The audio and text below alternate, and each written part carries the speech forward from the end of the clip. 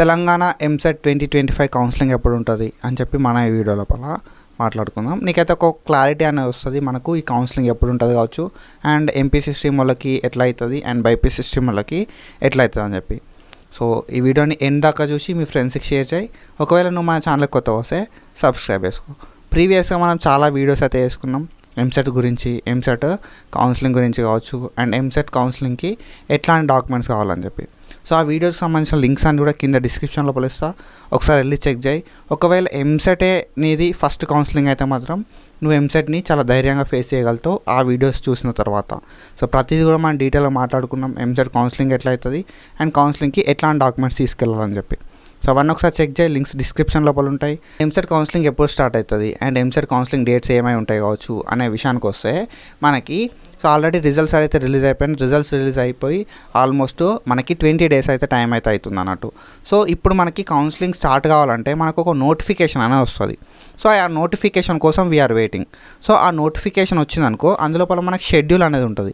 Slot booking ఎప్పటి నుండి ఎప్పటి వరకు వేసుకోవచ్చు, సర్టిఫికేట్ వెరిఫికేషన్ ఏ డేట్ నుండి ఏ డేట్ వరకు ఉంటుంది, సర్టిఫికేట్ వెరిఫికేషన్ అయిపోయిన తర్వాత వెబ్ ఆప్షన్స్ ఏ డేట్ నుండి ఏ డేట్ వరకు పెట్టుకోవచ్చు, మనకు సీట్ అలాట్మెంట్ ఎప్పుడు అవుతుంది, తర్వాత సీట్ని మనం ఎప్పుడు కన్ఫర్మ్ చేసుకోవాలి, సీట్ కన్ఫర్మేషన్ కోసం టైం ఏంది అని చెప్పి మనకు ఒక షెడ్యూల్ అయితే రిలీజ్ చేస్తారు. ఆ షెడ్యూల్ మనకి సో ఈ 1 week లోపల రావడానికి ఛాన్స్ అయితే హై ఉన్నాయి. సో మనకి ఎంపీసీ స్ట్రీమ్కి సంబంధించి అంటే ఎవరైతే ఇంజనీరింగ్ స్ట్రీమ్ ఉన్నారో ఇంజనీరింగ్ స్ట్రీమ్కి సంబంధించి అయితే మనకి నోటిఫికేషన్ ఈ 1 week లోపల రావడానికి హై ఛాన్సెస్ అయితే ఉన్నాయి అన్నట్టు. సో ఎప్పుడైతే ఈ నోటిఫికేషన్ వస్తుందో మనకు ఫస్ట్ ఎంపీసీ వాళ్ళకు ఈ కౌన్సిలింగ్ ప్రాసెస్ అనేది స్టార్ట్ అయిపోతుంది. ఆఫ్టర్ దట్ ఎంపీసీ అయిపోయిన తర్వాత మనకి ఐపీసీకి సంబంధించిన నోటిఫికేషన్ అయితే వస్తుంది అన్నట్టు. సో ఇట్లా మనకి కౌన్సిలింగ్ ప్రాసెస్ అనేది అవుతుంది. సో ఈ కౌన్సిలింగ్ ప్రాసెస్ గురించి మనం డీటెయిల్గా ఫర్దర్గా మాట్లాడుకుందాం.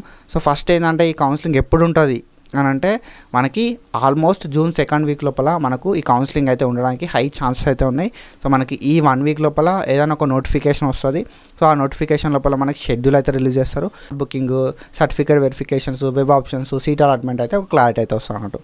So this is about EAMCET counselling. So first అయితే మనకి ఇంజనీరింగ్ స్ట్రీమ్ వాళ్ళకైతే, దాని తర్వాత మనకి ఫార్మసీ స్ట్రీమ్ వాళ్ళకి అవుతుంది.